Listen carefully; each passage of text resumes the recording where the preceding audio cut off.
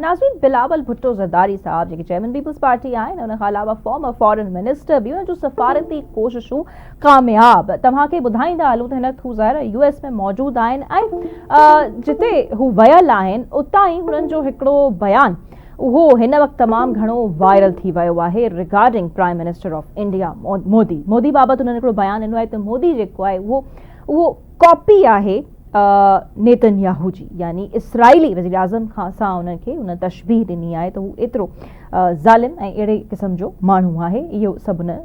बिलावल भुट्टो साहब जेको आहे स्टेटमेंट ॾिनो आहे। सो इहा स्टेटमेंट दुरुस्त आहे ऐं उन खां अलावा जेके बि उन्हनि ॻाल्हियूं पाणी खे वठी करे कयूं त मोदी सरकार जेको आहे हू पाणी खे हथियार तौरु इस्तेमालु करे पई, हथियार तौरु इस्तेमालु करण जी इजाज़त हुनखे न ॾींदा। त इन मां छा ज़ाहिर थिए थो, या ओवरऑल असां उन्हनि जे इन्हनि मीटिंग्स खे ऑब्ज़र्व कयूं त उहे कीअं असांजे एनालिस्ट खे लॻियूं आहिनि, इन बाबति असां सवाल जेको आहे उथारींदासीं। सो chairman Peoples Party former foreign minister Bilawal Bhutto Zardari साहब हिन वक़्तु US में मौजूद आहिनि पंहिंजी डेलीगेशन सां गॾु, ऐं उते हू सफ़ारती कोशिशूं करे रहिया आहिनि ऐं पाकिस्तान जो केस जेको आहे हू उनखे रिप्रेज़ेंट करे रहिया आहिनि। जेको कुझु पाक ऐं इंडिया रिलेटेड टेंशन्स जेके रीसेंट रहिया हू उनखे उते रिप्रेज़ेंट कनि पिया त छा छा थियो ऐं हाणे भारत जेको आहे उहो छा करे रहियो आहे। सो ओवरऑल हिननि जो जेको ट्रिप आहे या विज़िट आहे उन बाबति असां कुझु सवाल रखंदासीं एनालिस्ट बाबति, त उनखे उन जेकी सफ़ारतूं कोशिश आहिनि हेल ताईं त कामयाबु नज़र अचनि, पर असांजे एनालिस्ट जी छा राय आहे, ख़ासि करे जेको उन मोदी खे वठी करे बयानु ॾिनो आहे त मोदी गुजरात ऐं कश्मीर जो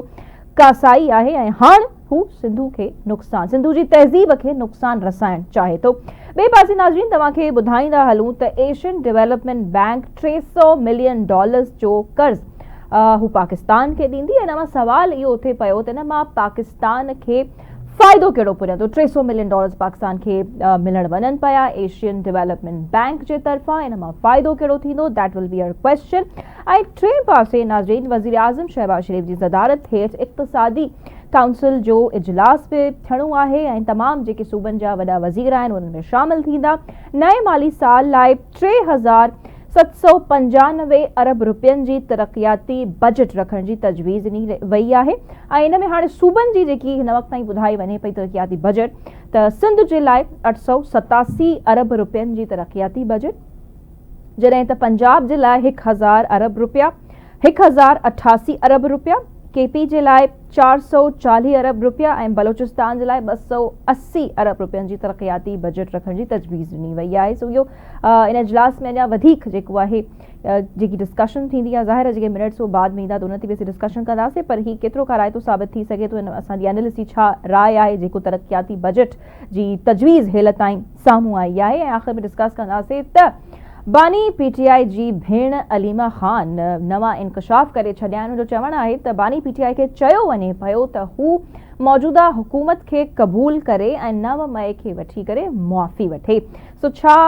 ही केरु चवे पियो, सवाल इहो हूंदो असांजो अलीमा ख़ान खे त अलीमा ख़ान बाबति त हू न जेके इहे ॻाल्हियूं कयूं आहिनि, मीडिया टॉक कई आहे, हू छा चवणु चाहे थी ऐं जेको कुझु जेके बि उन्हनि स्टेटमेंट ॾिना आहिनि अलीमा ख़ान बानी PTI खे वठी करे या बानी PTI खे जेको कुझु चयो वञे थो, इन बाबति असीं डिस्कशन कंदासीं। असांजे एनालिस्ट ऐं बाख़बर साहब हिन वटि छा इंफॉर्मेशन आहे।